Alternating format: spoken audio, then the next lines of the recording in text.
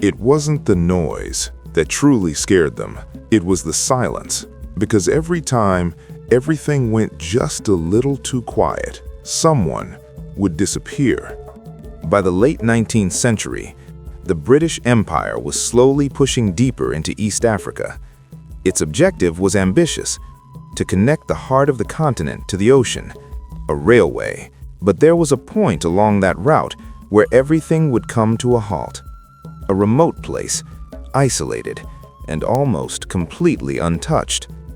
Tsavo. Located in what is now the Tsavo National Park in Kenya, that land was known for one single thing: emptiness.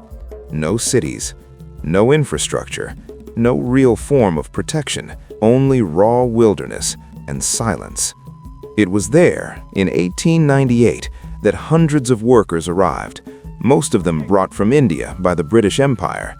Men who were used to heat, but not to that kind of land, nor to that kind of silence. They were there for one reason alone: to build a bridge, a critical crossing over the Tsavo River, part of a massive undertaking, the railway that would link Mombasa to the interior of Africa. An expensive project, dangerous, and politically vital. To oversee the construction, one man was sent, a British engineer, experienced, disciplined, and completely skeptical. His name was John Henry Patterson.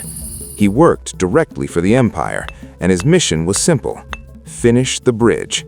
No delays, no failures, no matter the conditions. At first, everything seemed to be under control. The work moved forward, the men kept working, and the nights were just nights. Until something changed. At first, it was just one man. The next morning, no one said much. Disappearances happened, accidents, escapes, disease. It was easier to believe that than to face the unknown. But then, it happened again, and this time, it didn't feel like an accident.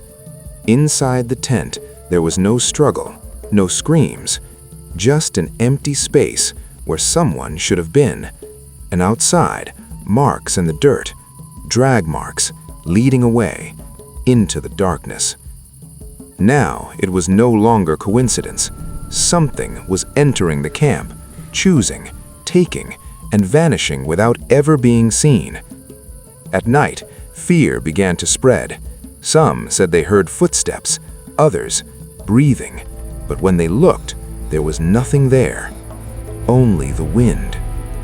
The workers began to gather together, whispering, trying to explain the unexplainable.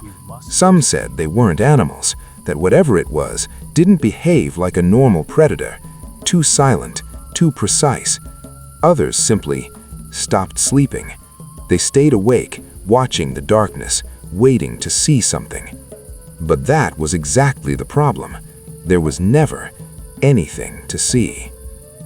Until the night came when someone tried to fight back, and for the first time, something was heard. After that, Patterson understood. This wasn't going to stop, not on its own. He began to study the attacks, the timing, the patterns, and he realized something disturbing. It was watching. This wasn't random. It was deliberate. So he did something dangerous. He decided to wait, alone, in the dark. Hours passed, nothing. Only the sound of the wind and the weight of the darkness, until something changed. It wasn't a loud noise, not a roar. It was presence. Something was there, very close, and then, for the first time, he saw it. In front of him, about 15 meters away, the predator, still, silent, but ready. They stared at each other. No escape, no doubt, just a single moment separating life and death. And then, he fired. The shot echoed across the savannah, and then it vanished. Silence. The next morning came the evidence: blood, drag marks, and finally, confirmation. But it wasn't over. There was still another one, and it was still out there, waiting, watching. Over time, the attacks stopped. One by one, both predators were killed by Patterson. The bridge was completed, the railway moved forward, and the empire carried on, as it always does. But Tsavo did not forget. Officially, more than 30 men disappeared, but among those who were there, the number was higher, much higher. Today, the bodies of those 2 lions still exist, preserved, displayed, silent. But the most disturbing part is not what they did, it's how they did it. Without warning, without sound, without ever being seen. Because in Tsavo, terror had no face. And maybe that is exactly why it was never forgotten.